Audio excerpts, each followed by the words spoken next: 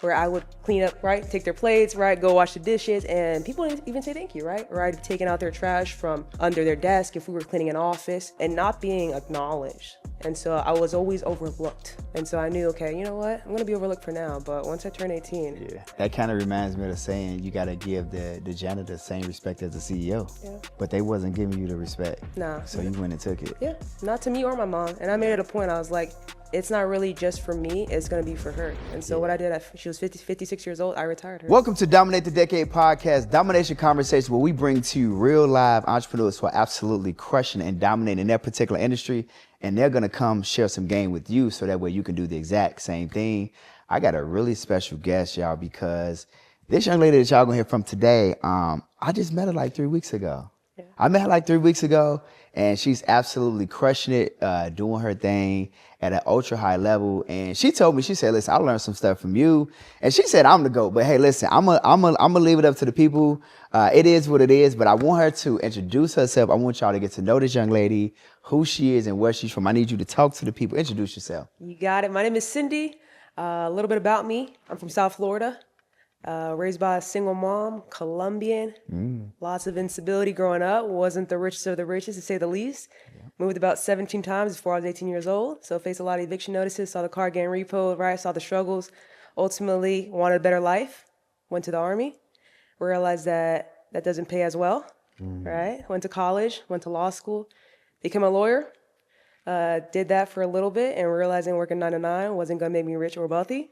Got into real estate from there. Figured that was gonna be my ticket out to really being wealthy. And in the last 3 years, I've really learned how to leverage bank financing to buy multiple rental properties, built up a portfolio of about 75 rentals up to today. Got out of the 9 to 5, retired my mom, and really just kind of leverage bank financing, continue to do that out in Charlotte, North Carolina now. Wow. So you can speak like multiple languages? Just one other, Spanish. Okay. Say something in Spanish. What's up? Hola, ¿cómo estás? Okay. That's that. What's up? Yeah. Okay. All right. Cool. See, I know Spanish. It's all good. Don't worry about it. I got you. I got you. We'll handle that later, though. Okay.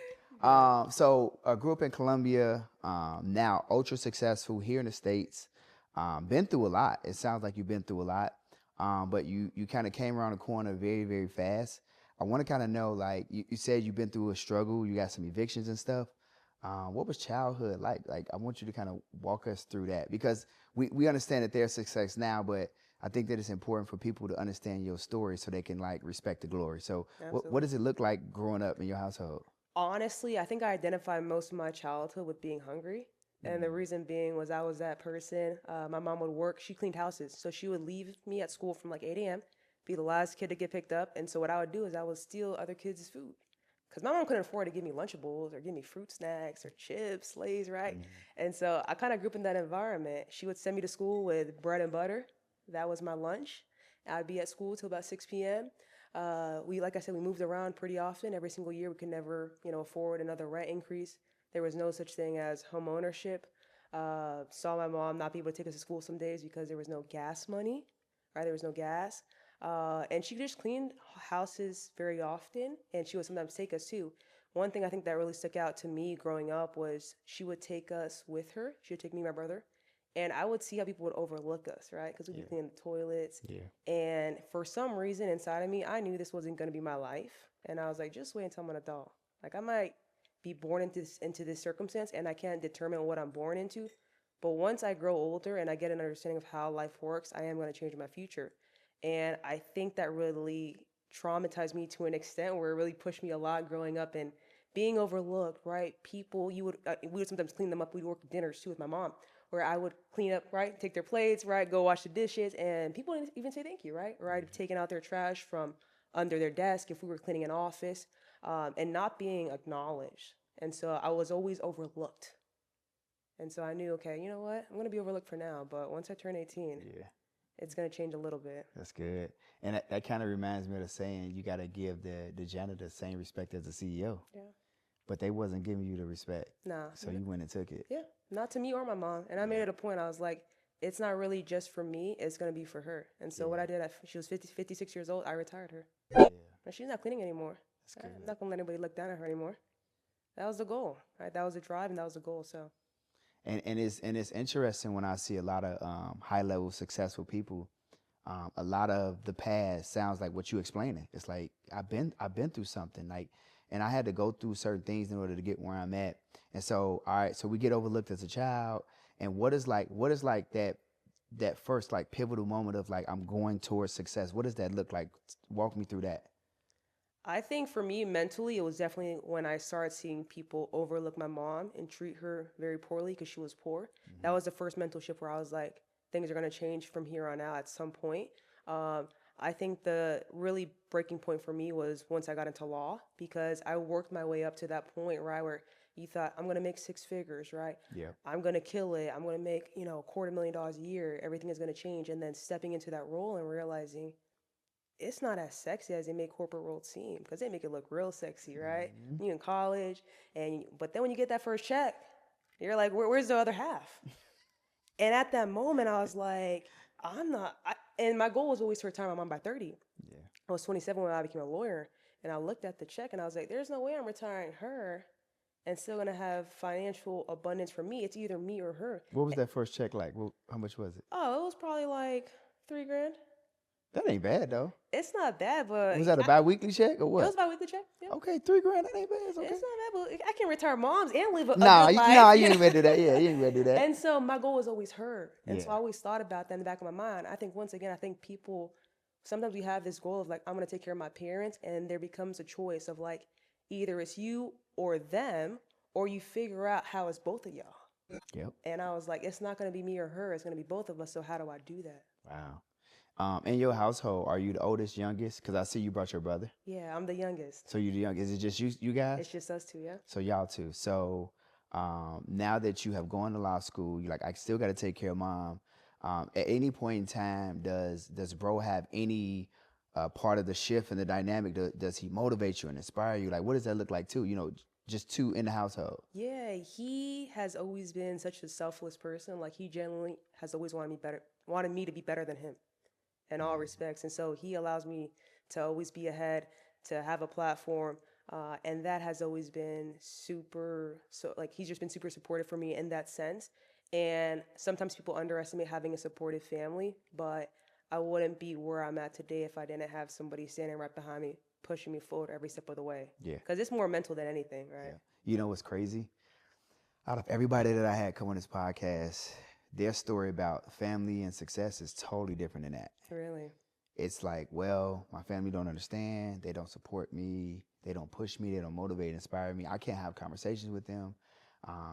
Fortunately for you, you have a sibling that's like go, Yeah. like, and then not only just go, like, how can I support you? Like you said, you drove here today, right? Yeah. And he drove with you. Yeah. He Like drove that's me down. crazy.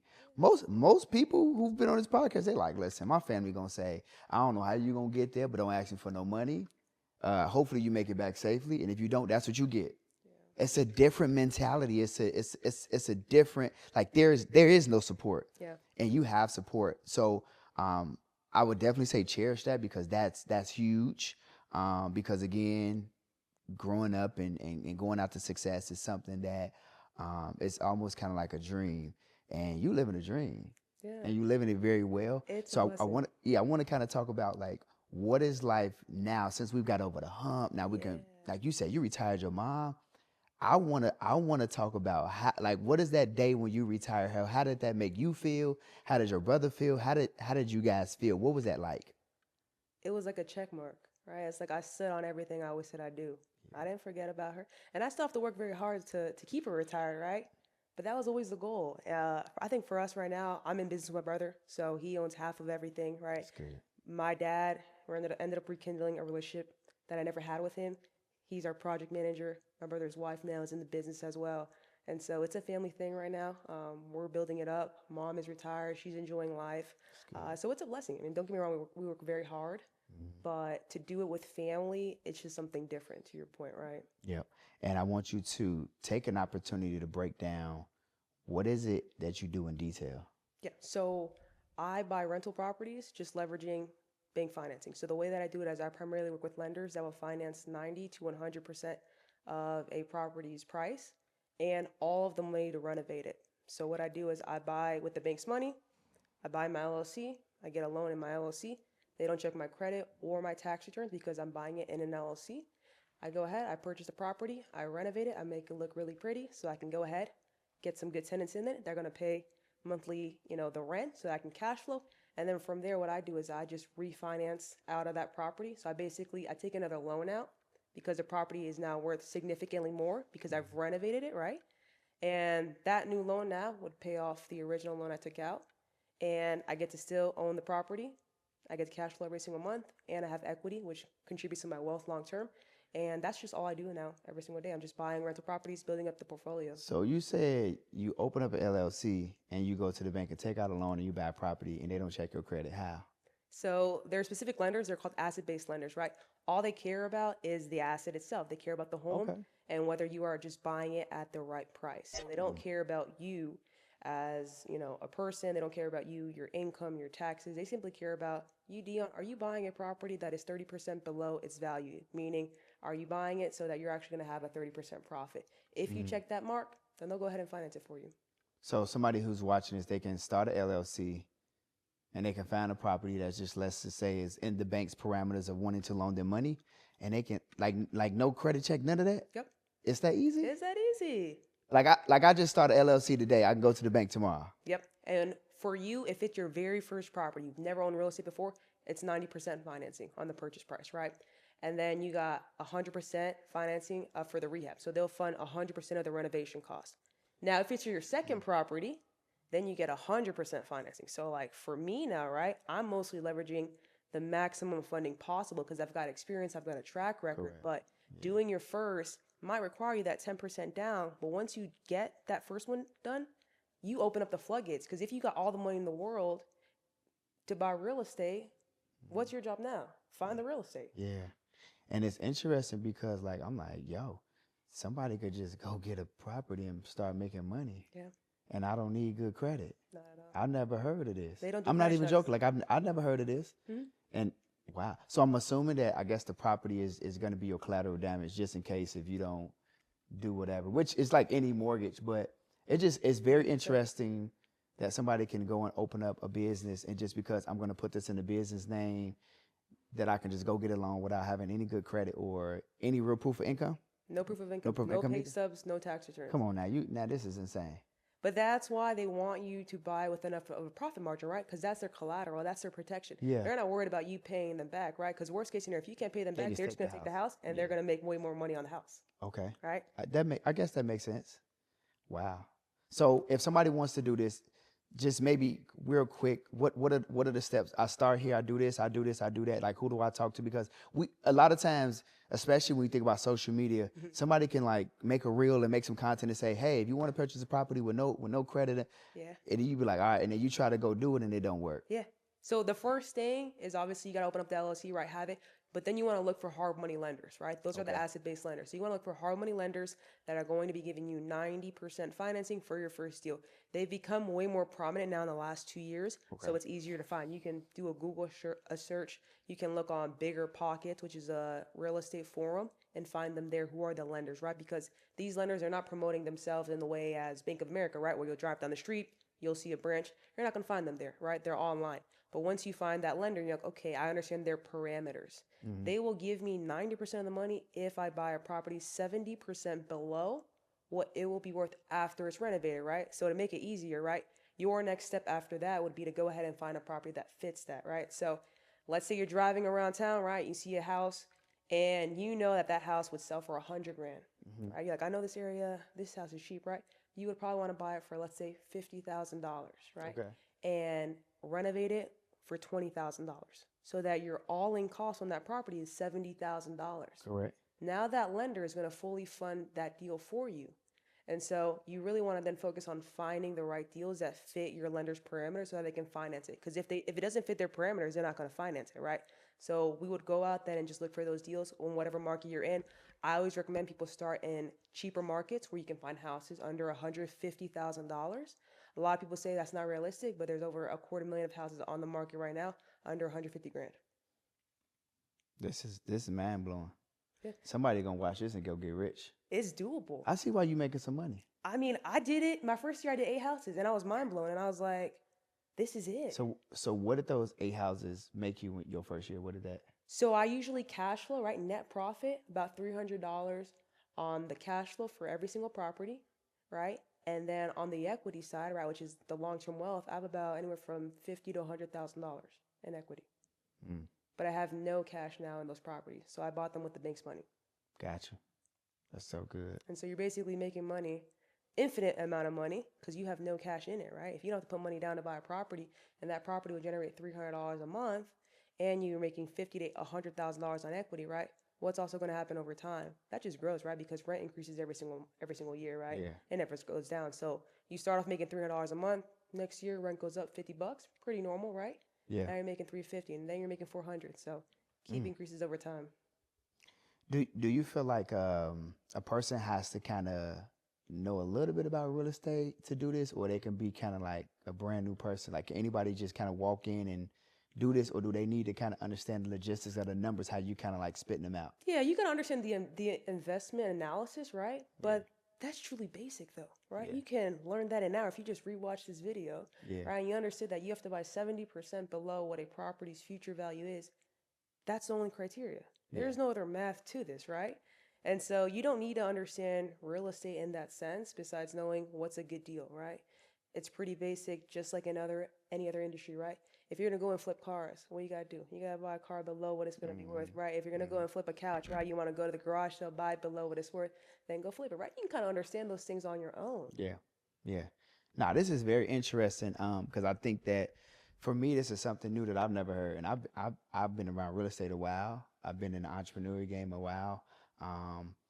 Yeah, this is going to be good for somebody to learn. And there's tons of lenders out there. People will tell me, oh, well, you need a solid tracker to get 100% financing. That's not true. Yeah. I know lenders that after your second deal, if you find a property that fits their framework, right, the same framework we've talked about, 70% below what its future value is, they will finance 100% of the cost to buy the property. So all you are responsible for is the money that you need to close, right? The attorney cost. Yeah. $2-3 grand, whatever that is. Yeah, I was going to ask you about like, the money because if they finance at 90%, then that means that 10% is essentially left on you to come to get the keys to the property to acquire, right? Correct. So if they finance 90, then you left with the 10. So that's easy. So if you find a property that's 100 grand, that's 10,000 that you got. That's not a lot of money. No, that's good. What are some of the lenders, if you can like name a few that if somebody's watching, they can go to some of these lenders to, because I heard you mention Bigger Pockets. Yeah, Bigger Pockets, that's a forum. Bigger Pockets. So they just typed in their browser and it brings up a form? Yeah, it's a forum. So if you go to www.biggerpockets.com Yep. and you'll find lenders on there. Yep. Where else can they find lenders to get those deals? So just a couple, right? Turnus Capital, TRNUS. They're ones that they'll give you 100% financing after your first deal. You've got Longhorn Investments. They're out of Atlanta, actually. Kiavi is a superior one in pretty much every single state. That's KIAVI. They'll do 90 to 93% financing if you have above a 700 credit score. They're a little bit pickier on the credit side, but you get more leverage on your first deal if you actually have a good credit score. Is there anybody that cannot qualify to go through these lenders and banks to get help? If you don't have the right property, that's it. So what if somebody has a background? They don't care about that either because it's an LLC name? Correct, yes. So they're not running your background. They might not even do a credit check on you. They're not going to ask for your tax returns or your pay stubs. And that was mind-blowing to me because I always wanted to get into real estate. And so I figured, when I become a lawyer, I'm going to have the pay stubs. I'm going to have the tax returns. Yeah. I didn't even make it through 2 months of being a lawyer. And then I started investing in real estate. So I never even used my tax returns. Never even used my pay stubs. And I was like, I can get financing. This whole time I was always waiting, right? I was listening to podcasts, going on Bigger Pockets for 8 years, waiting for the moment to become a lawyer, to have the income and the credit score, just to realize I didn't need it. And I was like, I wasted my time. All right, so now watch this. This is a good question. You said 8 years. 8 years. What if, let's just say, you would have got a real estate mentor coach very similar to you who would have taught you this 8 years ago? Oof. I would have done what I've done now in months, if not 2 to 3 years, same time period. But I would have been 18 years old when I would have done it. I would have been 21 instead of 30 years old, right? So I think I've learned that you either pay with time or you pay with money, and I would have preferred to have learned the game from somebody, paid them, duplicated their results that they've taken years to build up, and I've done it in months or a year, 2 years. All right, so controversial but not. Your degree or a mentor? My degree. So you would take your degree over a mentor? I probably would. Talk to me. Tell me why. I think my degree now holds a lot of weight on what I do because now I'm primarily buying multifamily properties. And so I do review a lot of contracts and I raise a lot of capital. And a lot of people, at least in the space that I raise a lot of capital for, they really respect and appreciate my degree. And it gives them a lot of confidence in me to do what I do. I truly believe that no matter how the world is, and we know that, you might have a degree, you might not be that smart, but people hold a lot of weight to it still. And so it does hold a lot of weight in my space, and I do leverage it when it's convenient for me, Yep. and it pays off a lot. I think that in the industry that you're in, you're 100% spot on in regards to understanding and knowing that your degree does hold the weight. Unfortunately for me, mine did not. Got a degree, never used it, probably would never use it. Anybody can buy it. It's for sale. Because I mean, it just, for me, it's just pointless. And I would attest a lot of my success to having a mentor, because I think that there was things that I didn't know. And I also think that I was in my own way where I didn't realize that I was letting what I thought I did know keep me from what I didn't know. Yeah. So there were a lot of things that once I got a coach and once I got a mentor, that I learned that college just simply just did not teach me. So we're on the opposite ends of the spectrum, but it's good because it gives a person the dynamics to be able to see from both ends. Like, hey, listen, I got a degree. I've never used it, but when I got a mentor, I was able to make all this money. And then the same for you. You're like, well, I got a degree, but I did use mine and I'm still using mine, and it's paying dividends based upon the industry that I'm in. So that's good. It's definitely always industry specific, right? Yeah. Because to your point, what did you get your degree in? Just sociology major, just learning people, studying people, which I'm good at that. Yeah. I guess I used it a little bit, but not from a, let's just say from a job perspective. Like when I got my first job, they didn't say, let me see your credentials. Like they didn't care. They was like, hey bro, when you want to start? I'm like, now. And it was just like, I got the job, so my degree wasn't a factor to the job that I had. But to your point, being a lawyer and dealing with contracts, that's all real estate is, Yeah. It definitely is always so industry specific, right? Like in my industry, it definitely holds weight. I'm still licensed in North Carolina. Okay. And I definitely hold my license for that reason. Does you having that degree and being a lawyer, it essentially you can work with other people and still maybe make some money on the side a little bit? Yeah, I could. Yeah. Definitely could. That's good. I don't do it just because I am like solely focused on real estate, and I mostly leverage it like for our business. Yeah. But if I wanted to, I definitely could do it. No, yeah, that's good. That's good. Where do you feel like having that degree outside of the contracts, do you feel like having your degree allows you to be a little bit more smarter than some of the people that you doing business with, maybe from a real estate legality perspective? Because the reality is that I hear a lot of crazy stuff with real estate. Like when people try to do fix and flips, you got general contractors that take your money, they run off. So do you feel like maybe being a lawyer allows you to protect yourself and your family in the business because like if you look at a contract and you review, you're like, nah, bro, this ain't going. Yeah. Like, you know what I mean? I think it's definitely has given me a good understanding of like what lending terms I get, right? Because yes, it's very sexy to get 100% financing, but you got to understand what are your responsibilities and your obligations so that that bank doesn't then come and take that property from you, right? And so I read the fine print to understand what I got to do, right? That usually comes with a pretty high interest rate and it's a short-term loan, right? So I got 6 months or 12 months to do what I need to do to go ahead and get out of that property. But I always read that fine print. Same on the general contractor side, right? Doing renovations. You always want to review those contractors, right? Those contracts, because truth is, they might be sliding something in there that you don't know. And if you don't pay that contractor, be careful what they do to you. And I wouldn't know. I ain't no lawyer. I don't know what the hell going on. Like I literally was just redoing my basement, and the guy, I paid him, and he just didn't come back to work. No way. Yeah. You know what's crazy? I probably because I didn't get a contract. Yeah. You know what I'm saying? Like you like, all right, well, yeah, I trust you, bro. Like just do the job. Unfortunately, I think that happens so many times. Yes. Contractors are some of the most unreliable and untrustworthy people. Like you really have to sniff them out. I sniff it out most on the legal side. My brother used to be a cop, so he has a great intuition. Oh man, y'all, that's unfair. You a lawyer, he a cop. We got law and order right here. Oh my gosh, that is amazing. And y'all work together, so that's good. That's good. That's good. Yeah. All right, so here's the question I have for you. What is one thing that I didn't get to ask you today that you want everybody to know about you? Give us something good. Something good. Yeah. Honestly, I would probably say, geez, I don't even know. Something that you wanted to ask, or that I thought you'd ask me. Yes, and I asked you. You want people to know about you. Honestly, I think I'm big on just serving people, and I really just want people to understand that you can go out and buy multiple rentals every single year, right? If you don't own any real estate right now, right, you're at zero. You're closer to having an infinite amount of real estate than you are to just being in the same position you are, right? Because if Mm-hmm. you own zero rentals, right, you gonna own zero rentals. But Yep. you could own 10, you could own 50, you could own 1,000. I mean, there's a mentor that I have that I really admire, and he owns 5,000 rentals doing this exact strategy. And so if you're at the ground, if you're at bottom rock, you could go as far as you want to go with this strategy. And people really gatekeep this so hard. And it's like, no, you can actually go out. Yeah. You don't need 20% down. You don't need perfect credit. You don't need the income. You don't need the pay stubs.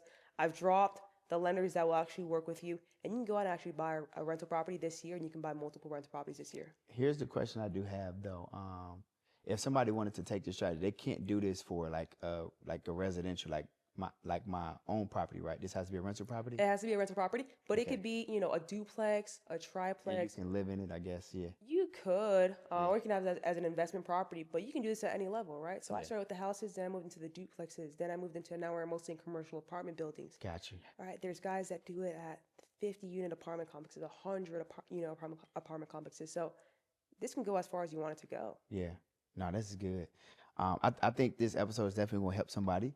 Because I've never heard of this. And I think that there are a lot of people on the other side they're going to go take this strategy and they're going to make some money. Now, here's what I want to say. If they want to execute this strategy, but they're afraid, and maybe they want to learn from you, how can they find you on social media? How can they learn from you?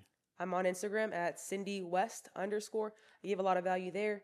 Post reels all the time on how to execute on the strategy. I give lenders away. I break it down step by step so that's easy for you to comprehend. So definitely tap in with me right there. That's the best way to get in contact with me. And I know you got some classes that they could come to, right? Yeah, I got a masterclass on Thursday where I'll be teaching how to buy 3 to 5 rentals just this year with only $15,000. So definitely tap in.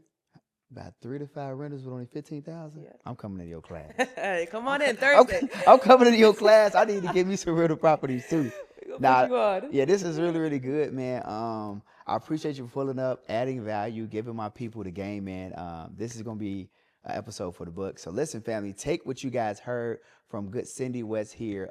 Everything that she broke down, everything that she explained. I need you to go apply it to your life, apply it to your business so you can dominate the decade. And while you doing, I need you to love on the people, but more important, I need you to keep God first. And that was another episode. We out. Peace. Let's do it.